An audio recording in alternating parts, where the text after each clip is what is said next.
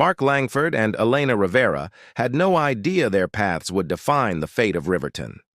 One was a relentless journalist, chasing the truth behind the city's rising shadows. The other, a mayor determined to restore order at any cost. What began as a fight against street crime would unravel into a web of hidden corruption, dangerous alliances, and secrets powerful enough to shake the city to its core. In 2022, Riverton was no longer the quiet city it once claimed to be. The streets, once filled with laughter and the hum of daily life, had grown tense with an unspoken fear. Residents walked quickly from their homes to their destinations, eyes darting toward dark alleyways and empty streets. The city had become a place where doors were locked at all hours, and neighbors hesitated to greet one another.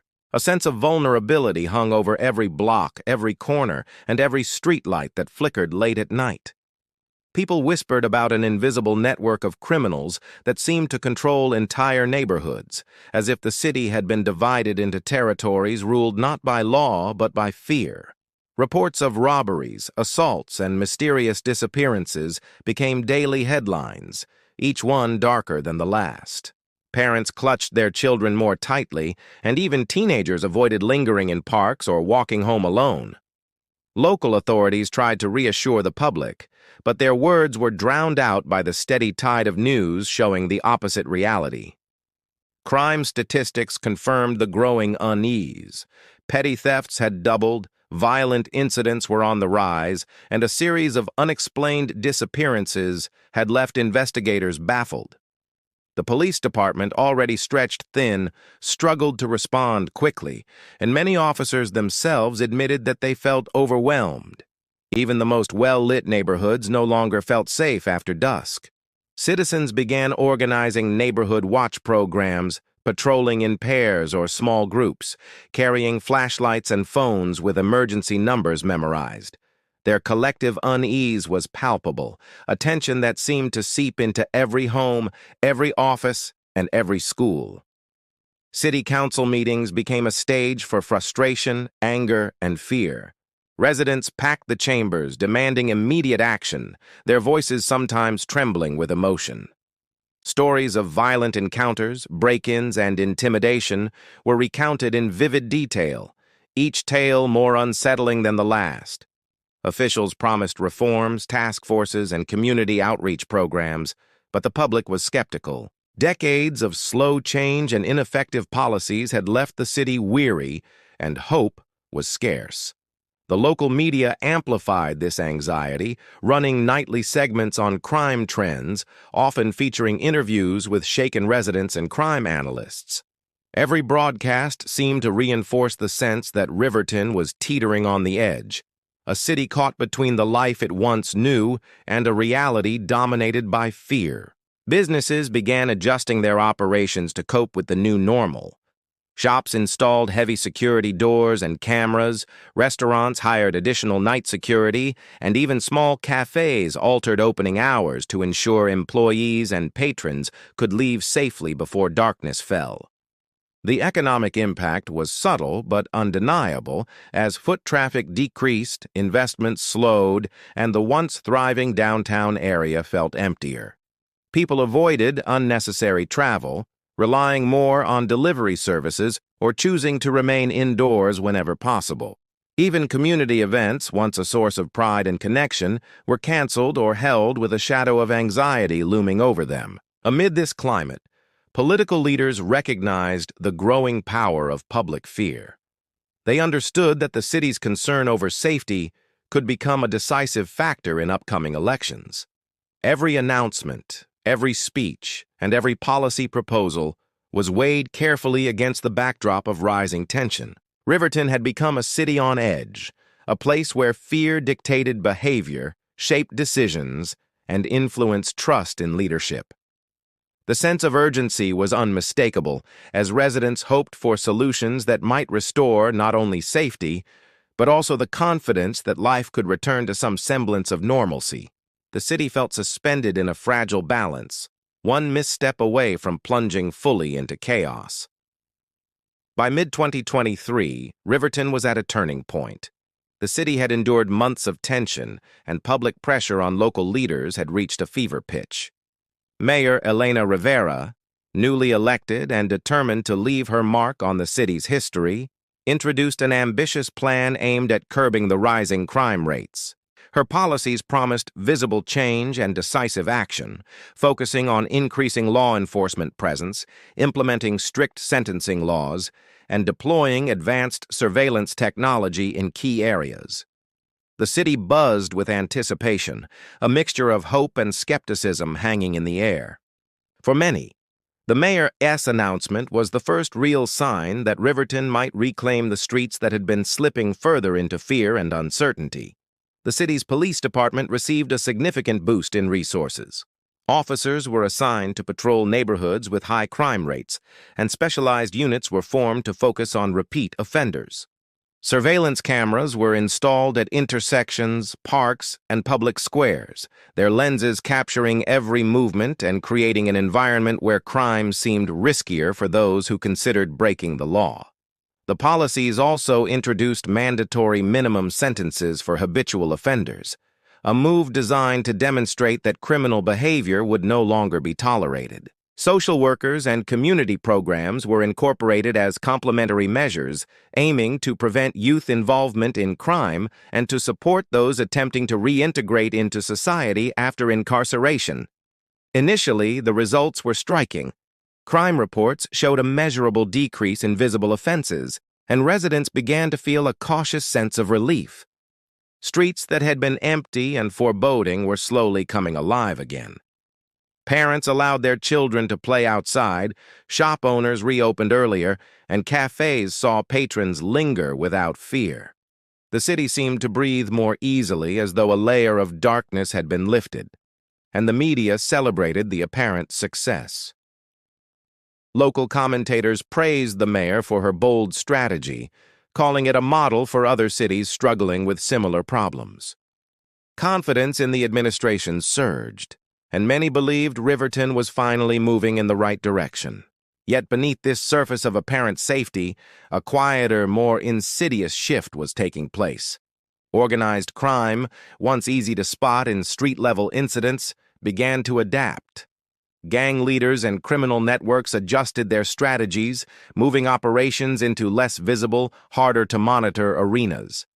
Cybercrime, illicit financial schemes, and underground markets flourished, taking advantage of loopholes and gaps in the new system. These activities were less conspicuous than the robberies and assaults that had dominated news reports, making them harder to track and even harder to prosecute. The city's narrative of safety, constructed from falling street crime statistics, masked the growth of a shadow economy thriving beyond the public eye. As weeks turned into months, a sense of unease returned, subtle but undeniable. Residents who believed the streets were safe began noticing odd patterns. Sudden disappearances of local businesses, unexplained power outages in certain districts, and an increase in anonymous threats circulating online.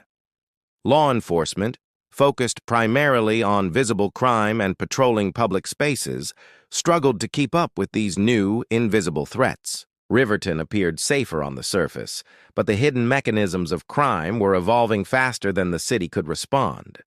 The policies had achieved what they were designed to do in the short term, yet they had also created unintended consequences, forcing criminal activity into shadows where it could operate unchecked and grow stronger.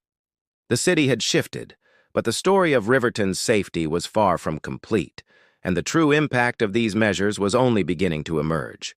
In the fall of 2023, Riverton's fragile sense of safety was shattered by the sudden disappearance of Mark Langford, a local journalist known for his investigative reporting on crime and city politics. Mark had spent months examining the effects of the new policies, digging into crime statistics, and following leads that suggested the city's apparent safety was more complicated than the headlines claimed. He had grown increasingly concerned that the decrease in visible crime was hiding a dangerous reality. Underground criminal networks were adapting, growing more sophisticated, and exploiting gaps left by the city's tough-on-crime measures. On a Tuesday morning, Mark left his apartment to meet a confidential source and never returned. Initially, authorities treated his disappearance as a missing person case. Police canvassed the area, interviewed friends and colleagues, and reviewed hours of surveillance footage. Yet there were no clear signs of what had happened. His apartment was undisturbed, his belongings untouched, and his phone and laptop were missing. The investigation began to reveal subtle clues that suggested foul play. Footage from nearby streets showed a shadowy figure following him for days, sometimes appearing in the background, sometimes lingering near locations he visited. Neighborhood residents reported seeing an unmarked car parked outside his building late at night. But no one had paid it much attention at the time. As days turned into weeks, Mark's disappearance began to dominate local news. Citizens who had once felt relief at falling crime rates now experienced a renewed sense of fear. The story sparked heated debates about whether the city's new policies were truly effective or whether they had created an illusion of safety while allowing more covert forms of criminal activity to flourish. Analysts noted that Mark had been working on sensitive stories that implicated powerful figures, including officials within law enforcement and city government. His meticulous notes, audio recordings, and investigative files had vanished along with him, raising suspicions that his disappearance was connected to the very subjects he had been investigating. The investigation deepened, revealing layers of complexity that no one had anticipated. Mark's research had uncovered a pattern of suspicious activities tied to hidden networks operating in the shadows of Riverton. Financial transactions, secret meetings, and coded communications suggested that organized crime had become intertwined with legitimate businesses and even certain city departments. The more authorities learned, the more it became clear that Mark had been dangerously close to exposing a network of corruption that threatened to undermine the city's governance and the integrity of its crime-fighting policies. Public tension escalated as theories and rumors spread like wildfire. Some residents argued that the mayor's policies had indeed reduced street-level crime, but had pushed criminal operations into less visible and more insidious forms. Others feared that the journalist's disappearance was a warning to anyone who might challenge the city's new order. The event left a chilling mark on Riverton. A city that had once felt the promise of recovery now faced the stark reality that danger was not always obvious, and that sometimes the greatest threats lurked in places the public could not see. Mark Langford's disappearance became a symbol of the uncertainty beneath the city's polished surface, a reminder that Riverton's story of safety was far from simple, and that the shadows held secrets that were only beginning to emerge. By early 2024, a small group of investigative reporters began piecing together the unsettling reality that Riverton's apparent drop in crime was only half the story. They sifted through months of data, interviews, and leaked documents, uncovering a pattern that no one had fully recognized. While streets were quieter and robberies had declined, underground criminal activity was growing at a disturbing pace. These operations were sophisticated and well-organized, often invisible to the public eye and, in some cases, even to law enforcement. What had been a city plagued by street crime had transformed into one where illicit dealings took place behind closed doors, in hidden networks that operated with surprising efficiency. The reporters discovered that gambling rings had moved into virtual spaces, untraceable to traditional policing methods, while black market trades in electronics, pharmaceuticals, and stolen goods expanded under the radar. Cybercrime surged, targeting not only individuals but also small businesses and municipal systems, creating financial and technological disruptions that were invisible to casual observers. Even more troubling were signs that some city officials had turned a blind eye, or in some cases, benefited directly from these underground enterprises. Financial records hinted at indirect profits flowing from contracts, favors, or investments tied to illicit activity, suggesting that the very systems designed to enforce law and order had been exploited by those in power. The team traced connections between these hidden operations and incidents that had previously seemed unrelated. Disappearances, sudden bankruptcies, and unexplained power outages in certain districts all appeared to be part of a larger, coordinated pattern. Organized crime had adapted to the city's tougher policies, shifting operations into areas less visible and more resistant to intervention. The streets were safer, but the networks operating in the shadows had become more dangerous, insulated by technology and secrecy. As the investigation progressed, the reporters realized that the public narrative of safety had been carefully constructed. City officials pointed to declining crime statistics as evidence that the policies were successful, while the true scope of criminal activity remained obscured. Citizens felt a false sense of security, unaware that the criminal landscape had evolved rather than disappeared. Those who dared to probe deeper, like Mark Langford, had vanished, sending a warning to anyone who might uncover the hidden mechanisms behind the city's polished image. The deeper the reporters delved, the more complex the picture became.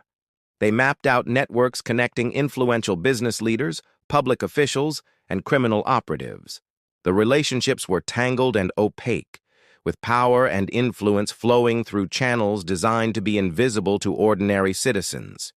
Every lead suggested that Riverton's apparent success in reducing street crime had unintentionally strengthened the covert networks that now thrived in secrecy.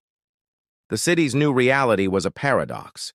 The streets had become safer, but the unseen world of crime had grown more sophisticated, more elusive, and more threatening.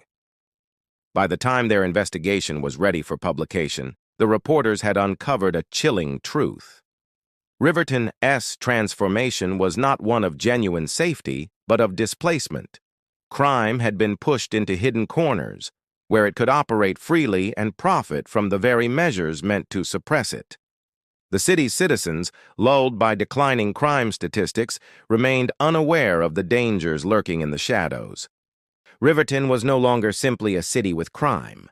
It had become a city with hidden, adaptive systems of criminal power, a place where safety existed only on the surface, while beneath it, a darker, more dangerous reality continued to grow.